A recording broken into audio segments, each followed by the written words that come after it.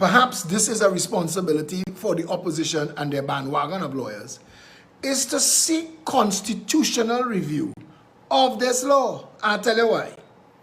Because this is the nonsense of the law. Hear this. If you don't understand it, I'll repeat it. Mr. Armour was born in Dominica and then became a citizen of Trinidad and Tobago. He now holds dual citizenship. He is a citizen of both of those countries. If Mr. Armour was born in Trinidad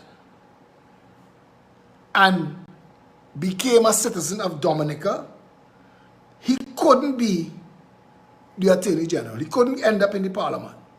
But because he was born in Dominica and then became a citizen of Trinidad, he could be in the Parliament. Or at least that is the interpretation of the law, because laws like this have to be challenged and interpreted in courts and multiples of opinions sometimes, or some like this, because I've been getting a lot of advice on this from very high and learned sources. And many of them are of the view that the law itself is nonsensical, because you cannot have a law that says if you start off as a citizen of Dominica and then become a citizen of Trinidad, it's okay for you to be in the Parliament. But if you start off as a citizen of Trinidad and then become a citizen of Dominica, you can't. That is nonsense. It makes no sense. You can't defend that as a purpose or a reason. There are people who are saying that the word voluntary in the law, and if you want, because I put the law in the public space last night, so all of us Bush lawyers were able to read up on it, and I'll read the actual law for you now. It's crazy how much thing goes on in this country in 24 hours. It's absolutely crazy. And I shared this today, so I just need to find it in all of the stuff that we shared. Basically, I know where it is. Basically, this is the law. Section 42 of the Constitution of the Republic of Trinidad and Tobago. No person shall be qualified to be appointed as a senator who, A, is a citizen of a country other than Trinidad and Tobago, having become such a citizen voluntarily or is under a declaration of allegiance to such a country. Now, other Bush lawyers and some senior counsel Bush lawyers have said to me, the instructive word here is the word voluntarily. I want to tell them that the only reason that word voluntarily was put there is because it is assumed, it has to be assumed that your allegiance is owed to the country of your birth. Isn't that natural to assume? If I ask of any of you, where does your loyalty and your allegiance lie? Not to Trinidad and Tobago. If you decide to leave Trinidad and Tobago and go and live somewhere else, and you swear allegiance to that country, you have made that as a deliberate choice. But the argument has to be made that because this is the nation of your birth, in the United States of America, they don't ask you if you're loyal to the flag when they institute the draft. Once you're an American citizen, you could be drafted into the army. Other countries as well. Because they assume that that's where your allegiance lies. So this word voluntarily is being used as the pivot. It's being used as the pivot to evade the intent of the law. Because I am saying to Trinidad and Tobago, the only reason for having a drill is to make a hole. The only reason for having a dual citizenship law is so that people who have dual citizenship can't serve in the Parliament. And there's good reason for that. No man could serve two masters. Some people say, yes, you should. That's all right. But But he is the highest lawmaker. The office that he now holds or wants to hold is the highest lawmaker in the land.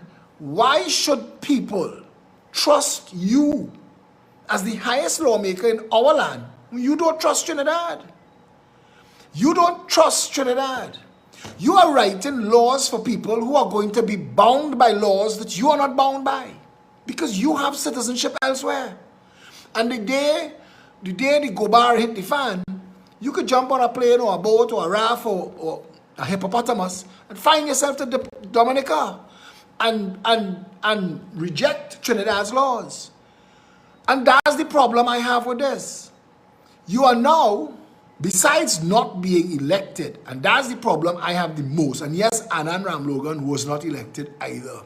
And I think that we, the people of Trinidad and Tobago, I don't want to lose you all getting too deep into the legalese of the thing, but we should have laws that make sense when it comes to representation of the people, and our Representation of the People Act is woefully bad. I want to tell you, in the Chaitan and Gypsy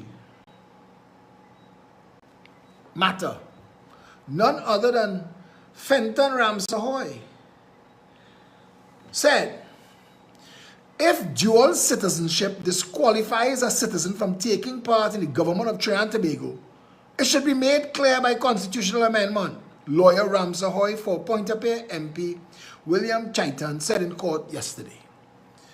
Ramsahoy suggested an amendment of Section 48(1) of the Constitution which disqualifies from the House of Representatives a person who voluntarily acquired another citizenship. This is not entrenched and could be amended by a simple majority in Parliament, he said. Lawyers for Chaitan and Ottawa Mayoral MP Winston Gypsy Peters were before Chief Justice Michael de Labastide and Justices Sat Sharma and Ralston Nelson in the Court of Appeal. They are challenging the March 9th ruling of Justice Ivor Archie in the Port of Spain 3rd Civil Court that their clients' rights will not contravened by election petitions brought against them by losing PNM candidates Farad Khan and Franklin Khan. Hearing continues today. But Ramsahoy was saying, why is this law so badly written? Write it properly. Write the law properly. Take out that word voluntarily because it's not making any sense. Not a single person of any stripe could explain to me what the framers had in mind if they really intended for non-Trinis acquiring Trini citizenship while maintaining their country of birth citizenship could have access to our parliament, but born and bred Trinis who acquire citizenship elsewhere can't. Was it to prevent Trinidadians from seeking to flee? It is estimated, we have about 2 million Trinbagonians. The reason people ask, why is Trinidad always 1.3 or 1.4 million? And it is estimated that we have about 2 million Trinidadians and Tobagonians, but mostly Trinidadians, outside of Trinidad and Tobago, all over the world. We have a barrel culture. We have people who shipping barrel is big and lucrative business for many companies in this country, and they're just managing the shipment of barrels. Barrel children. They have a whole thing called barrel children, where mommy and daddy leave and leave you with granny and send in a barrel every couple of months. And Trinidadians leave Trinidad because, let's face it, since September 30th, 1962, August 31st, September 1st, August 31st, 1962,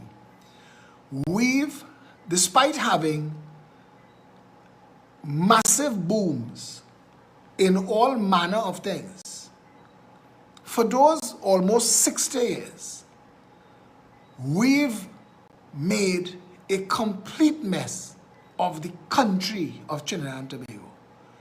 And for me to be able to say nothing works in Trinidad and Tobago is sad. The fact that nobody said it 10 years ago or 15 years ago or 20 years ago is sadder still. Nothing has worked in Trinidad and Tobago for a long time. If you listen to the words of We Like It So by the Mighty Sparrow, written in 1981, and listen to the things that he's singing about, if you did not know that it was written 40 years ago, you would think he was singing that song now. And that's why Trinidadians leave. I do not know I don't personally know of a single Trinbagonian who has left these shores for foreign lands, and especially those who go away to better themselves: America, Canada, England, Europe, Japan. I don't know of a single person who have not succeeded, surpassed even their own wildest dreams. I have used people as examples who call me and tell me, don't call my name. I don't want them to know. Trinidadians are greedy, advantageous, and dangerous people to people with money. But there are people who have left this country and have gone abroad and have made massive wealth because of how hard life is in Trinidad. People have to work 3 and 4 times harder than the average person. I'm not going to go too far down this road, because the point I still want to make is that possibly the only reason for doing this is to put another spoke in the wheel of Trinidadians looking for a parachute, looking for a way out. I was told that a certain prime minister went to meet with the prime minister of Canada to institute a visa for Trinidadians to go Canada, because during the recession in the 80s, Trinidad was going to empty itself into Canada. And Canada could take the entire population of Trinidad and Tobago at one time without missing a beat. Canada is larger than the United States of America. It must be twice the size. The United States of America has about 350 million people. Canada has 44 million people. You could live in places in Canada where you could drive for days and don't see another human being, you know. And governments have tried to stop Trinidadians leaving so that they were stuck here as slaves to the slave mill. Because that's the only reason our education system is so bad. If our education system was better, the average person, besides, wouldn't vote PNM and UNC, because education opens your mind, and you can't be manipulated by need. You can't be manipulated by identity politics if you have education. And if you have the opportunity or the ability to provide for yourself. If education gave you open doors for you where you could provide yourself. Because when I hear them talk about this PNM education, I laugh at it all the time. Because PNM education don't do nothing for nobody. PNM education don't do anything for people in QRC, St. Mary's, Presentation, Fatima, Bishop's Holy Name. None of those schools that make the prestige school list. The PNM education fails them as well. Those schools have to raise funds, even though we spend $5 billion every year. And we've been spending $5 billion a year. I know I'm going down a road and a side street. I'll bring it right back to Mr. Armour, you know, because I want to tell you, I said at the start, I don't think I have a problem with his dual citizenship. I don't have a problem with Mr. Armour himself. I don't know of any reason I should have a problem with him. But the problem I have is the ridiculous nature of the law. And we, the people of Trinidad and Tobago, because this is a thing for today, and this idea that we are 9-day people, we really need to break that. We need to be able to focus on this law needs amending. We need to focus on, now that we have Reggie Armour, who is a man of serious reputation, and we need to put him on the spot to revisit the gutting of the procurement law that legitimized government graft, theft, and the ridiculous. I mean, people who were involved in the creation of that law were in tears. what the PNM did to it. And the Procurement Act could go a long way to preventing government corruption. It doesn't deal with the issue. It's a lot of let the horse bolt and then deal with the empty stable. Is that normal nonsense? Because when you look at how contracts are awarded in Trinidad, UDCOT, HDC, VEMCOT, EFCL, EMBD, Sport, TT, these companies were set up by Patrick Manning as an end run around the tenders process. You don't tender through those companies. You get contracts from those companies. A bulk of money is allocated to those companies with some spurious and specious line items in the budget every year, and then a bulk of billions is sent to each of those to farm out for friends.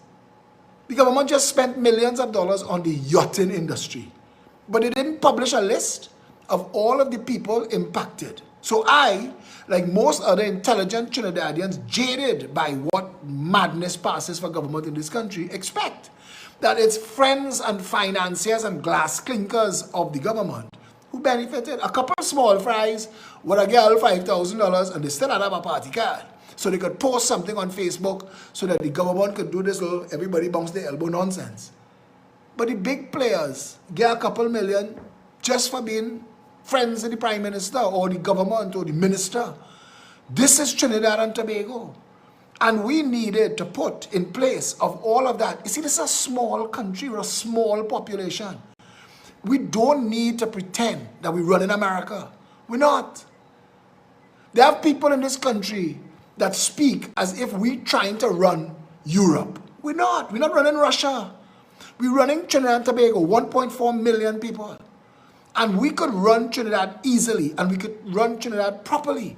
Gary Griffith, former Commissioner of Police, former Minister of National Security, is now the most knowledgeable man by experience of the issues that plague this country from a national security point of view, and we would be fools to waste that knowledge.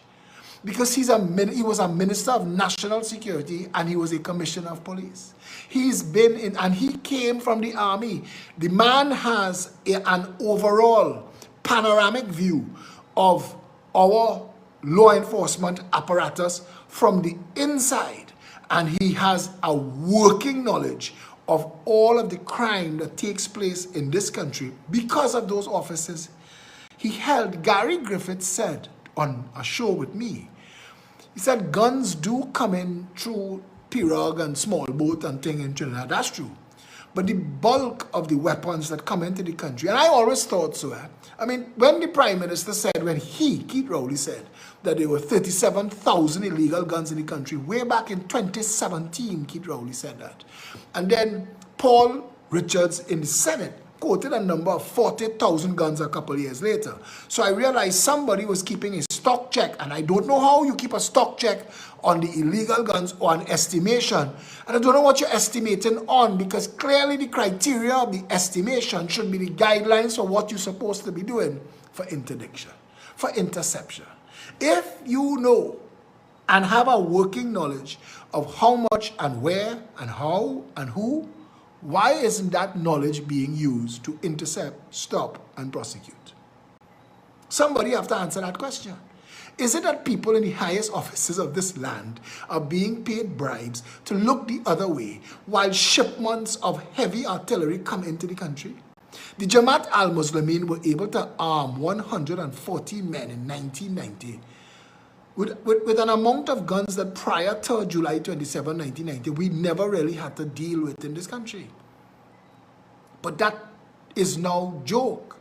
When you consider a drill, you buy a drill to make a hole. When you bring in illegal weapons into a country, it's not the same as a citizen acquiring a firearm user's license to protect himself and his family. Nobody who wants to commit murder or crime goes through the lengthy, expensive process of applying for a firearm user's license is very invasive. It's very intrusive. And after you get your firearm user's license, you have to go to the forensics department with the only firearm that you are allowed to have. And they have to fire 3 bullets into a machine so that they have records of what a bullet coming out of your firearm looks like. Nobody who wants to commit murder or commit crime going that way to get a firearm. So if you have people bringing in illegal firearms, it stands to reason that's where the criminality going. That's what's upholding the criminality in the country. When I hear current Commissioner of Police and the Minister of National Security speak about legal licensed firearm users, I cringe to think that these people occupy such high offices when they have such low knowledge and limited information of how things work. That there are 40,000 illegal guns in the country at last stock check with Paul Richards 3 years ago tells me that by now it should be 45,000 or 50,000. That's a frightening number. That's a percentage of the population. Those guns are not brought into the country to lie down under people's mattress. Those are dispersed and shared. People own those guns. Hands and humans claim those guns. That some are used for crime, fine. What are the rest being stockpiled for? Gary Griffith, as former Commissioner of Police and former Minister of National Security, told me that those guns come into the country through the legitimate ports. Not in barrels. You can't bring 45,000 guns in little barrels. Those things coming as shipments in 20 and 40-foot containers to make up those numbers. And we know that. And the commissioners of police before Gary Griffith were aware of that, as were the ministers of national security before him in 2014 and since. 8 years have passed. And not one step, not one action has been taken to secure this nation. Not one step, not one action has been taken to secure the nation. And if you know that legitimate ports are the way guns and ammunition coming into the country, then people with authority to manage the ports are not doing their jobs. And when we call for all containers to be unstuffed on the ports, there is a resistance in the business community. There is an uproar when we call for that. It will slow down trade, but that's nonsense. The port closed down for months under COVID-19. And we survived. COVID-19 exposed a lot of the foolishness in the estimations of what could damage Trinidad. Shut down Carnival, like a riot. We riot. We ain't riot at all. KFC go up, they go riot. We ain't riot. KFC charge now, never catch up now, we're still rioting. But the point that needs to be made is that if we know how to solve problems and we don't solve those problems, what are we as a nation? Where are we going as a country? Mr. Reggie Armour may be the best man for the job. Personally, if I was him, I'd renounce my citizenship of Dominica to make the point. I am certain, I have researched countries where you can buy citizenship. Dominica's on the list. There are a lot of countries in the world that will sell you a citizenship today. And they have the prices listed. Some countries you have to invest in a business. Some countries it's a straight up cash payment to their treasury. So I'm certain after his stint as Minister of National Security, he's there for 5 years, that should earn him about $5 million. Legitimately. And I know it sounds, I guess, to say it like that, it sounds like, so then what's the point of it? And that's my point. What's the point of it?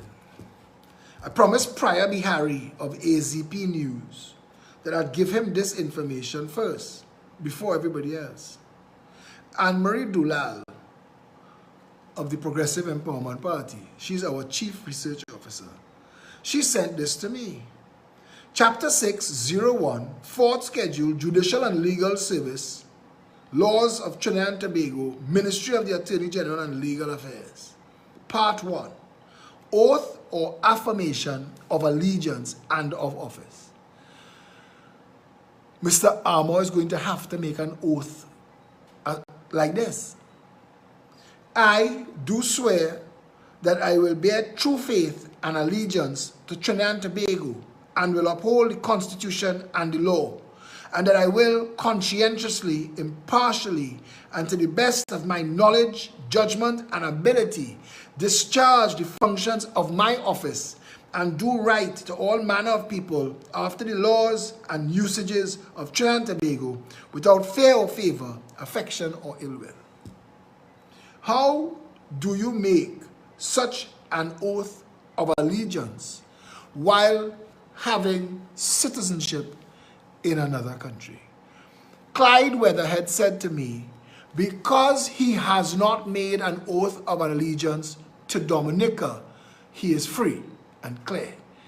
What I said to Clyde was, you do not need to buy a drill if you already have the hole.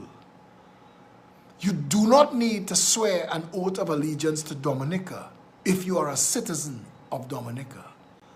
It is understood. His oath of allegiance is implied. And that's the point. And that's the whole point. If we want the law to make sense, enforce the law here. Enforce this law. Let's not play smart with foolishness. His allegiance to Dominica is voluntary every day. Every single day that he continues to be a citizen of Dominica, knowing that he sought out citizenship of Trinidad and Tobago and swore allegiance, was willing to swear allegiance to Trinidad and Tobago, makes a mockery of saying that my choice, my passport, the one that I use is Trinidad and Tobago. Then why keep the citizenship of Dominica when a simple document renouncing it is all you need? Why do it? Why cause all this unnecessary drama? Why? Because the truth remains that for as long as you have dual citizenship, you are afoul of the intention of that law. Laws are not written with a book following them, explaining the intention of the law. So it's left to intelligent people to try to interpret what the law wants to accomplish. This law seems to want to accomplish that the Parliament does not contain people who have any allegiance to any other country. And I could understand that as well. And if that is the intention, then enforce it across the board. Same way you send Lihan to Ghana to renounce in Ghana, send Armour to Dominica. We could pretend that when the pendulum swinging in our favor, that we could interpret things how we benefit. But we need to remember, we set precedent with that. And it will come back and bounce you up at a time and a place where you don't want that same law to apply in a situation where it works not only against you politically, but against the nation state of Trinidad and Tobago. The people of Germany had their country properly set up under the rule of law. Nobody ever expected that the chancellor could have himself elected Kaiser because there were no laws to prevent it. And when the chancellor had himself elected Kaiser, he formed a new position called Führer. He was above all. And I think that the PNM has been trying to do that in Trinidad and Tobago for quite some time. Trying to create an executive president that subsumes all of the benefits of the president of the Republic of Trinidad and Tobago and pairs it with all of the powers of the prime minister and gives that person absolute power. Because then you'll be able to enforce law that are nothing about justice or right and wrong. It's just about power. And law is not meant to be just about power. But in Trinidad, we use law for power. We use law like a big stick. We deliberately write laws to target the small, the weak, and the humble. And we have no laws that go after those that have really made a mockery of Trinidad and Tobago. When people ask, why did Gary Griffith not go after the big fish? And I try to explain to them, the law does not allow the commissioner of police to go after anybody above a certain station in life. This is still massa law. It is still massa law. And at a certain point, the commissioner of police learns, stay in your lane. That for different types of people, the director of public prosecutions has to tell you, if you can, lay a charge against that person. With the absolute power, the director of public prosecutions in Trinidad and Tobago has the absolute power that as you laid in charge, he could vacate it without a court of law. The DPP could come into any matter and visit himself into any matter, private or public, whether invited or not, and wrap it up and declare it however he wants it. Trinidad is not set up like a real country. Last night I spoke about the justice system, and some people said, Phillip, you was a little bit harsh. Help me not be harsh. When I talked to the president of the Fire Service Association, and he told me 1/3 of the fire stations in this country have no fire trucks. Fitzgerald Hines stunting in front of some vans, some Nissan or Isuzu or Toyota vans, does nothing for nobody. Some ladders pop in the air for a photo op, does nothing for the people in the high-rise buildings in the country that were built, subject to a fire code. Here it is, subject to a fire code that the fire service cannot enforce or respond to. The sprinklers in the Renaissance Towers, La Riviera, La Fontaine, Seboni, Arawak, and whatever is the third guardian, Bayside Towers, those are residential houses, residential buildings. The sprinkler system in that building is all you have to rely on should the building catch a fire. Because the Trinidad and Tobago Fire Service cannot respond.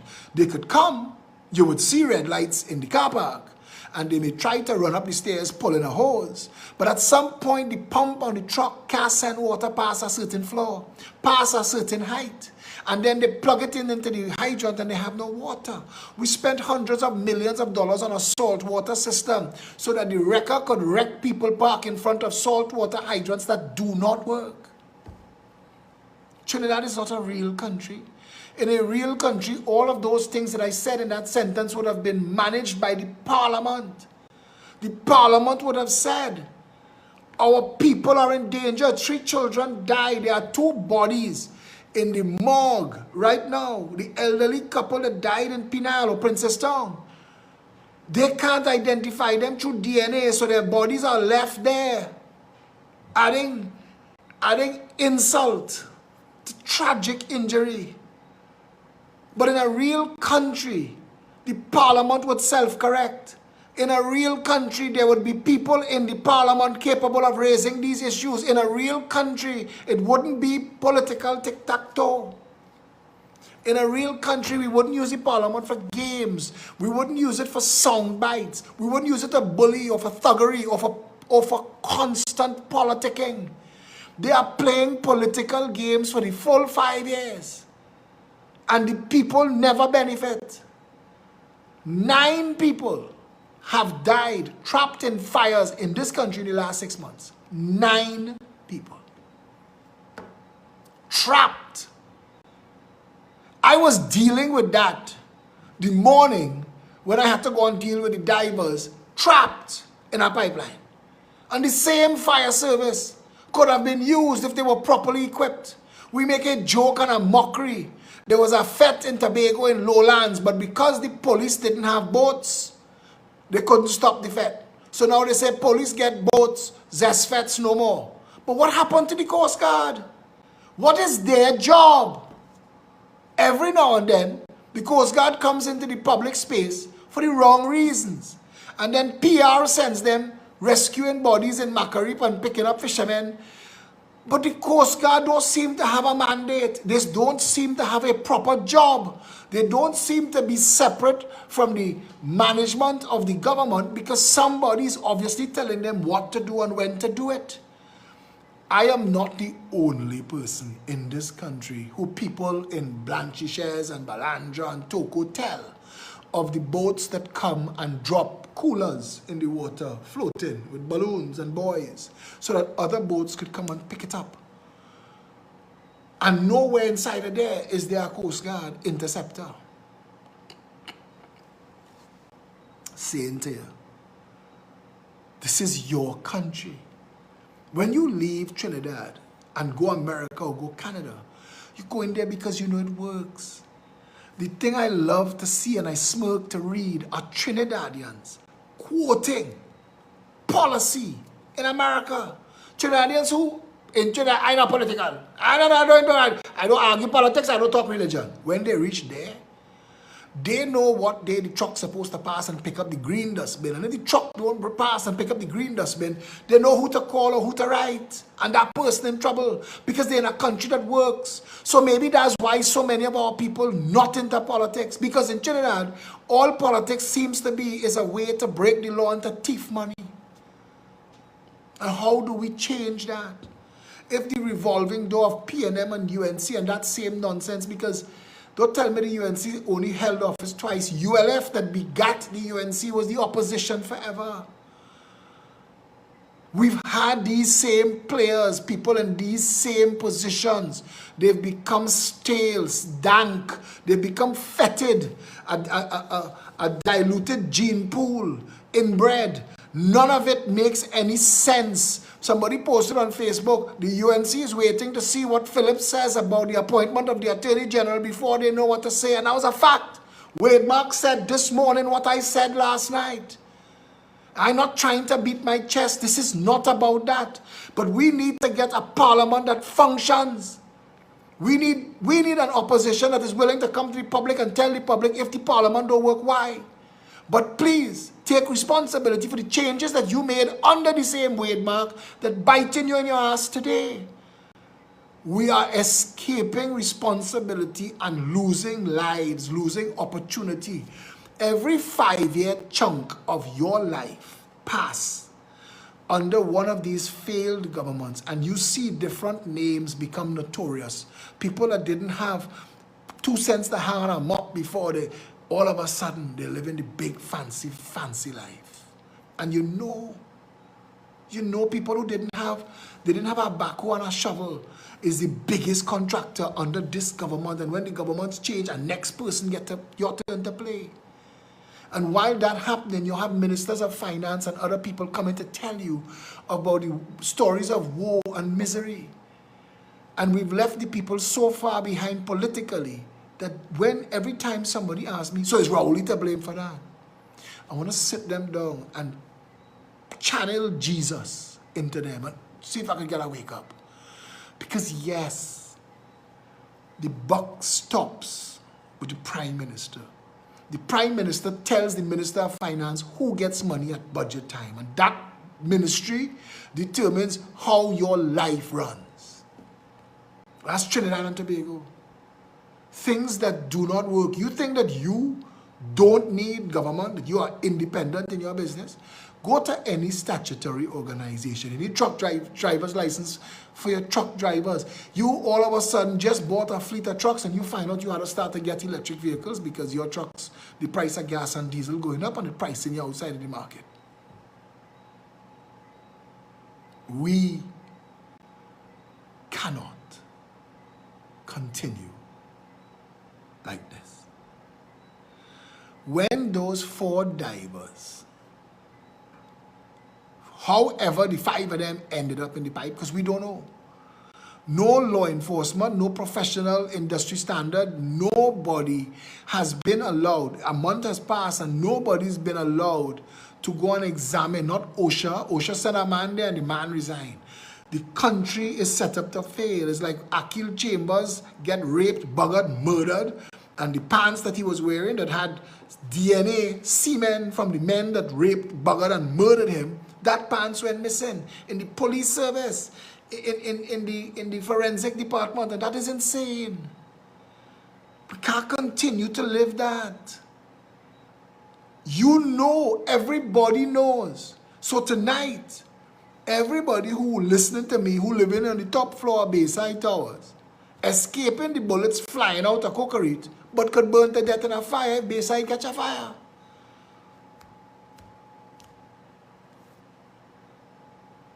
How is that acceptable? How is it acceptable that in 5 years, the education system is going to fail plenty little 11-year-old boys and girls? Plenty of them are going to sit an SEA exam for no reason at all.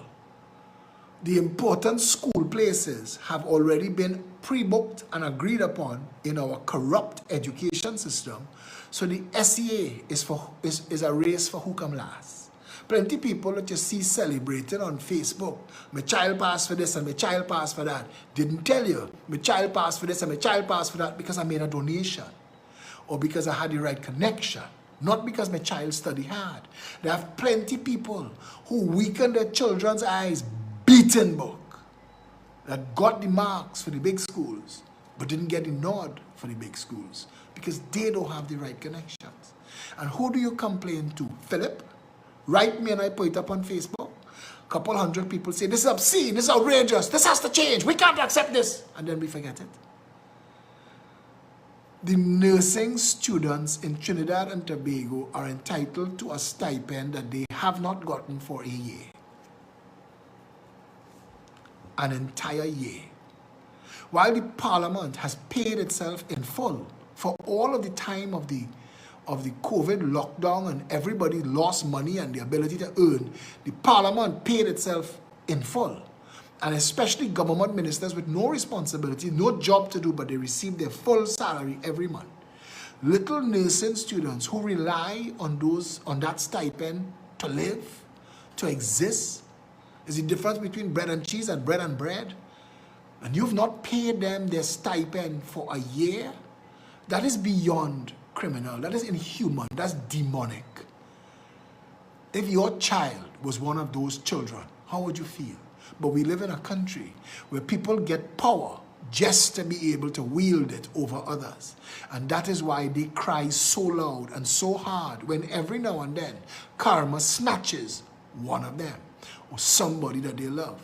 And they feel the cold, icy hand of reality that money and position and power and access can't buy you. But that's a story for another time. When those 5 divers ended up in that pipe, Trinidad, even though we are one of the most mature and oldest energy producing countries in the world, we've been in oil production for over 100 years. We've done this longer than anybody else. Many of those people have learned from Trinidad and Tobago's experience. A lot of things that are standard in the industry were invented in Trinidad and Tobago. I say all of that so that you understand this, that nothing was in place to deal with that contract. And when the accident happened, as it was bound to happen, because you can't deal with high-risk environments without putting risk mitigation in place. There was no risk mitigation. Now they're going to write things, the station diary going to disappear, or the page in the station diary going to disappear, or Wassa Records office going to burn down. And in this case, in Paria, somebody going to get kidnapped, or they're going to get COVID, or they're just going to get fed up and leave the country, and they can't find you, and you went with your records. So you have 6 months to sanitize the crime scene and clean it up. And before you know it, LMC has to blame. And the divers put themselves in the pipe, and they should have get themselves out. That is the risk of living in Trinidad and Tobago. That we as a nation could have watched a board and a management of a company be responsible for the death of 4 citizens and not one person lost their job. Not one person. I mean, to expect integrity from Newman George is to expect milk from a cockroach. The fact that he still sits on the board and the rest of the board members, and I'm going to publicize the board members' names tomorrow. I'm going to call each of their names and I'm going to tell you what their claim to fame and their connection to the PNM and what they did in their lives, who their families are. I want you to know the level of people that would sit on the board of Paria, knowing that Paria killed 4 men and not resign in disgust. Clarence Rambara told the nation he was working too hard to get nothing done. So they think I ain't trying. I'm making reports to the police about people working for me in my ministry and showing the police millions of dollars. They're talking it now. And they're not taking me on. I done. He said, I can't see my family. I ain't see them for 19 months straight. I done. He said, doesn't make sense. This is what Clarence Rambarata said. And stay tuned, he's going to say more. He said, doesn't make sense to work in the government of Trinidad and Tobago when the government itself is set up as criminal enterprise. When the facilitation of corruption and graft is the reason it exists. Trinidad government is not to make life better for people. Trinidad government is to thief money. Nothing works. We've stolen so much money that we've conned people who have worked for their entire adult life to come to the age of receiving a pension, and we're going to thief 5 more years from them. Because the actuarians have said to us that the average person in Trinidad dies at 66. So if anything, you pay a year pension. And with that criminal, that we will work out that we can actually make you contribute 5 more years for the same pension that you're supposed to get now. And we're doing that, counting on you to die, so that we get the money.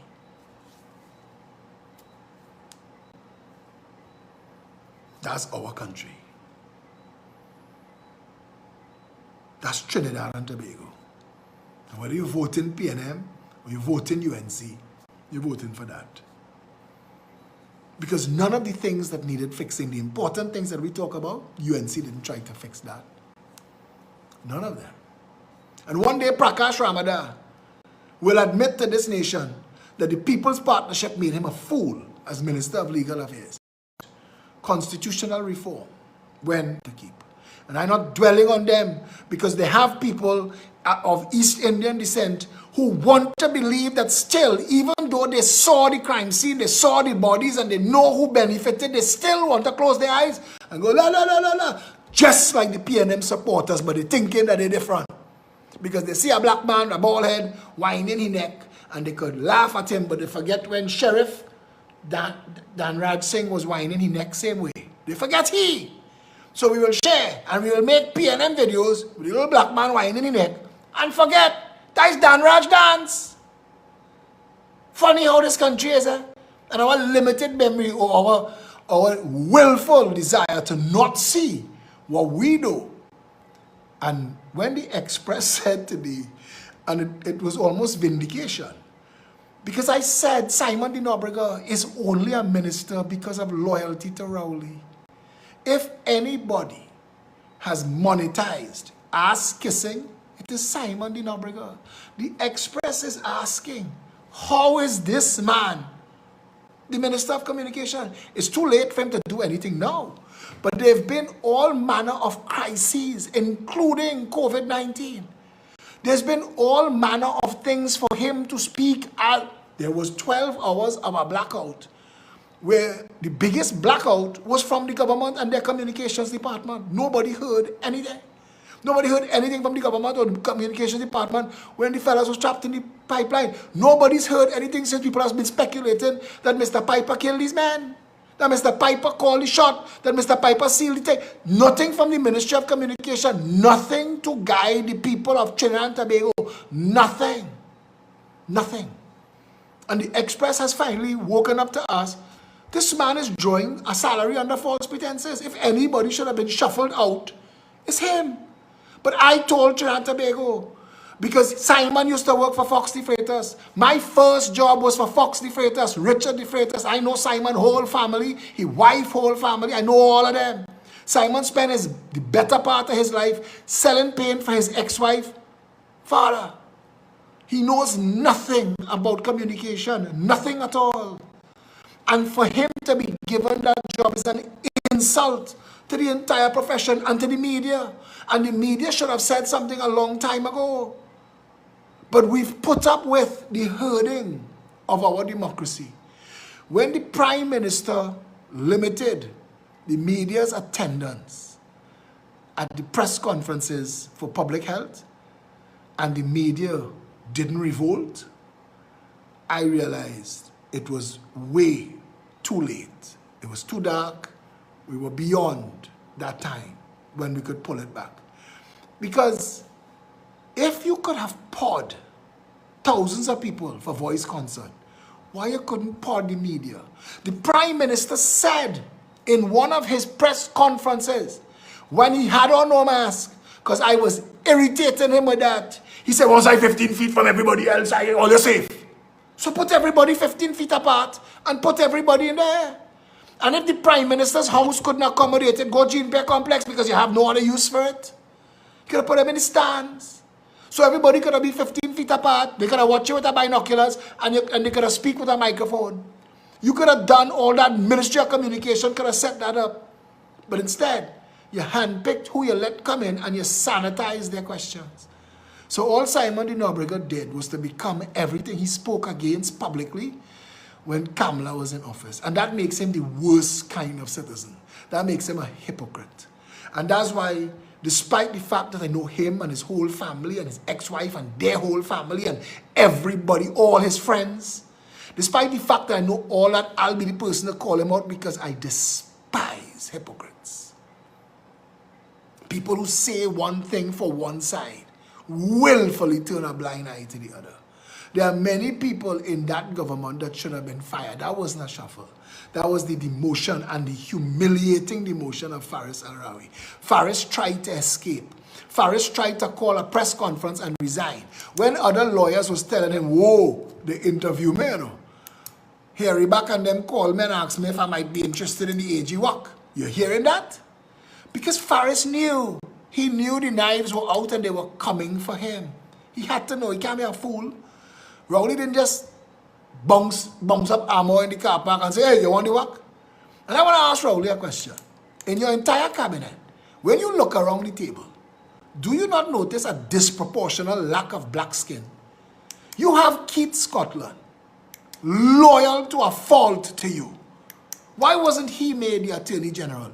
Any lawyer in this country is a better lawyer than Faris, let's be honest. They have children coming out of law school next month are already better lawyers than Faris Al-Rawi. So it's not to say you're looking for somebody of massive competence. That's not what you're looking for. You're looking for loyalty, carry a bag and hush your mouth. That's what you're looking for. Fitzgerald Hines. You want 20 Fitzgerald Hines in your cabinet. That's what you want. Hush your mouth. If I tell you you're a dog, you're a dog. Bark, woof. That's what you want. So you did need Reggie Armour, the disproportional presence. When I saw the picture of two of them standing side by side, I said, this does nothing for Armour. If dirty's him, it does nothing for Rowley. You see the stunt. You pretending that you went and found the best. Well, find a better Minister of National Security. The country is in danger. The man is a clown. He's an insipid fool. He doesn't know what he's doing. People have died from COVID-19 who should not have because of Terence the Alsine. Fire his ass and put a proper person. There is a citizen of the Republic of Trinidad and Tobago, Dr. Paul Elias Alexander, is the most knowledgeable person on COVID-19 in the world. And you could have him as a Minister of Health and plenty of the people who died would have died. We have a Minister of Potholes. This country that owns the largest pitch lake, or is the home of the largest pitch lake in the world, it might really be China's. We destroy. People work so hard for the largest item that they might buy in their whole life. In a country where drug money and corruption money hiding in real estate makes it impossible for the average person to own a home. So the biggest thing that they might ever buy is a car.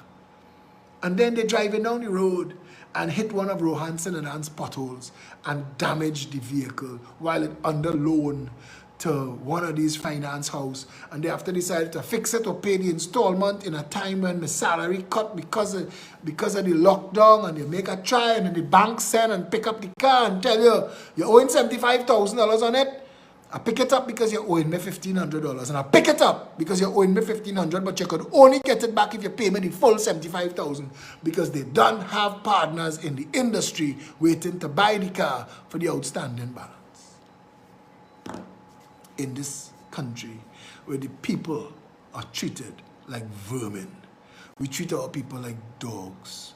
There is nothing done in this country at any time by any of these charlatans in the government, the cabinet, and the parliament that is for the people of Trinidad and Tobago. Tell me the last thing that was done that benefited the whole country, not card-carrying members of the PNF. Tell me the last thing that was done that you felt, because it was done, that it was done to the benefit of the people of Trinidad and Tobago and wasn't just a stunt or a distraction or a way for them to thief money. If they find a way to give everybody Tunnock's caramel chocolate tomorrow for free, you get one every day for free, know that whoever imported the caramel chocolate, give them a kickback. That is the only time they do anything of substance or value. Trinidad and Tobago is broken because the parliament is broken. Trinidad and Tobago is broken because the constitution needs tightening up, it needs amending, it needs fixing. Trinidad and Tobago is broken because we have no systems in place. We weren't ready to take over from Massa. But Trinidad is broken because we have too many greedy, hateful people in this country willing to sell their mother and their brother for a plate of food. And that's the saddest thing of all. Because I don't know Reggie Armour. I know some members of his family. But if I was to give him advice, it would be this. Brother, hear me well. Your reputation and your life's accomplishments are worth so much more than adding the word AG to your resume. In many ways, to me, that's a step down. Your next position should have been a judge or higher, the bench or beyond. So I don't know what they did to make you think that you were getting the better end of the stick here. But the only advice I could give you is lead by example. Even if you feel you don't have to. Even if you feel you're right. Somebody tell me once the cemetery full of people who died for the right of way. Even if you feel the law written so badly that you could advantage it, don't advantage it. There have enough shithounds and charlatans in this country. We don't need a next one. We don't need a next person willing to take advantage simply because he could. Be a shining light. If you could be something, be that. Use the opportunity for us to say, you know what? Out of a bunch of them, the other AG, the man was he was a class act. He was a man of character.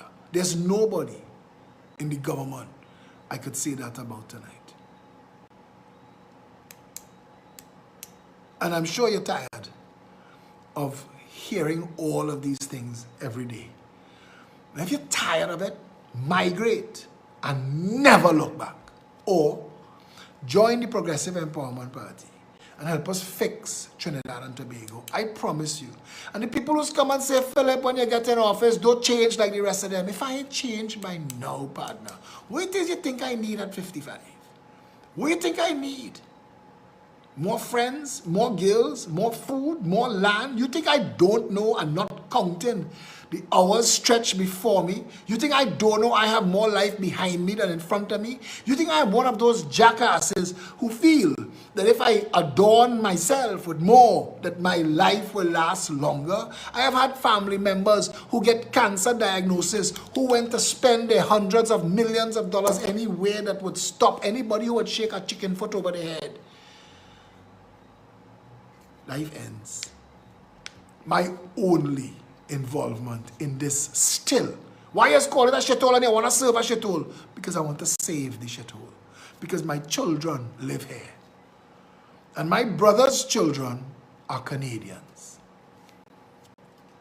Now, I would like to build a Trinidad and Tobago where my brother and the rest of the 2 million Trinidadian and Tobagonian nomads living in other people's countries could come back home to the land where they used to walk and run as children and smell Trinidad again and live safe and live happy in our first world nation. It's not impossible. Singapore is a third of the size of Trinidad and Tobago. First world developed. People properly taken care of. We can do it. We have all the means. We have all the opportunity. Trinidad is not bankrupt, but we're badly in debt.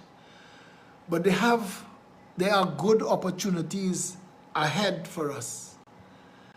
But we're damned by our politics. We damned. Politics damns us. We make stupid decisions politically. There are people in the UNC that's supposed to leave the UNC. I'm talking about David Nackett and Jillian John. Walk away.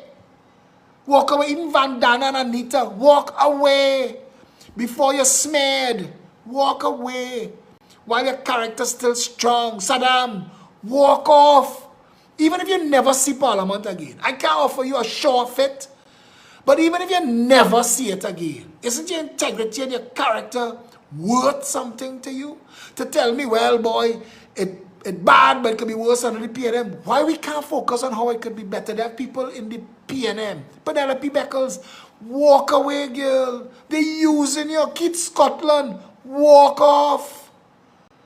Don't be that. In a country where you could be anything, be a person of class. Trinidadians desperately looking for heroes. Trinidadians desperately looking for people to point their children at. I raised children with not a single hero in this country. Not one person that I gotta tell my son, emulate him. Not one. How sad is that? How damnable our existence as a country if all it does is fill the lives of all its citizens with misery. There is not a single person in this country who happy. They may be better off than you. They're eating better than you. They feel they could piss down on a height on you, but they're miserable. And if we all miserable, rich, poor, black, white, red, green, and every shade in between, every orientation, every size, if all of us miserable, and we know the common denominator is the politics and what we voted into office, you don't think that it's time for us to try something else? Now, I'm not begging for the job, you know. I'm really not begging for the job. In fact, when I hear Clarence Rambara talk, it reminds me of how much I don't want to have to spend that much of the limited, scarce resource of the rest of my life on this shit. And the only reason, God is my witness, the only reason is to make Trinidad a better country. I have said years ago that I would know that I am successful when people could cut off the burglar bars and the wrought iron on their house and throw it in the sea. When we could start selling foreign-used tanks and water pumps to the rest of the world because water flowing out of your pipe at pressure. I know that we're successful when Canadians line up outside the Trinidad Embassy in the snow to try and get a visa in their passport to the best country in the world. And that should be our goals, and that should be our targets. You can't get those goals and targets if everybody not taken care of. We can't have just the 1% farting through silk and the rest of the people living in fear. That will never be an equation that works for us. And all of us know that. All of us know that. So why are we not working together to change our blighted condition? If we all know that we all swimming up to our neck in sewage in this shithole, why we can't admit it to each other? Why PNM people can say, you know what, my party full of shit and your party full of shit? Let's be honest. Let's be honest. All them ministers and all them MPs and all of them have left nothing but a trail of corruption and disaster in their wake. Let's be honest. That you could tell me yours kick in your head, I could tell you mine piss in your face. But the reality is, they're all a waste of our time. They've wasted 5-year chunks of our lives and made life hard for our parents. And the elders of this country have come to the end of their road in misery and fear. Can't continue like this. We, the people of Trinidad and Tobago, hold the power. The tail don't wag the dog. Rowley and Kamla, useless. Fire them and watch. Fire them and watch. See how Pandey is beat up? See how Manning used to beat up? Fire them. Fire them and watch how powerless and useless. Find all the former members of parliament who used to throw their frame and talk shit. Find them and see how useless and weak they are. You have the power. Trinidad and Tobago belongs to you. And look at your children. Your children are relying on you, and they don't even know it yet. They are depending on you to make this country safe so that they can have a good life and a chance to maximize all their God-given talents and opportunities. Let us not waste our time on earth. Let us not waste our talents. Let us come together, all of us, and fix it. Even if right now you're a media worker and you're taking bribe and you're getting a little contract because you had to be able to live because Guardian and Express paying you shit money. Because that's what they do them. They pay their journalists shit money. So governments could bribe them on the side and promise them, hey, if you kiss ass well, you can get a PR job and make a $40,000 a month. And that is like a wet dream to people who can't fix the hole in their shoe. But you expect them to run down the story. The truth of our country is no longer escapable. It's glaring. But it could fix. And it could fix if all of us grew some testicles, grew some belly, grew some backbone. All of us had the courage to stand up and say, you know what? I've been voting for shitongs my whole life. And I only vote for those shitongs because I didn't want to vote for that shitongs. I wasn't voting for, I was voting against. And every time I vote against, my life got worse. Because even if you get a box drain or you get a food card, how is that the reward due to the citizens of the third wealthiest nation? Why do you think all these people come here, including Mr. Reggie Amo? Trinidad has the potential to be one of the best countries, not in the Caribbean, not in the Western world, but on the entire earth. Trinidad had and still has, pregnant with that potential. The people need to wake up and shake off the madness of PNM UNC corruption. We could fix it. PEPTT.com/join. You don't want to change your clothes. Right now you're watching me. You could go and sign up and join, and it's still for free. We are launching a petition. I support Phillip, Edward Alexander, and the Progressive Empowerment Party. Those petitions are ready. We are having a meeting this weekend. I can't tell you when, I can't tell you where, and I can't tell you with who. But it will become available throughout the country right after. And do yourself a favor and a service. Get yourself copies of it and fill it out and get other people to fill it out. Because we want 500,000 names. We want to pre-win the election. Help us do that. Until tomorrow, stay safe, Trinidad and Tobago.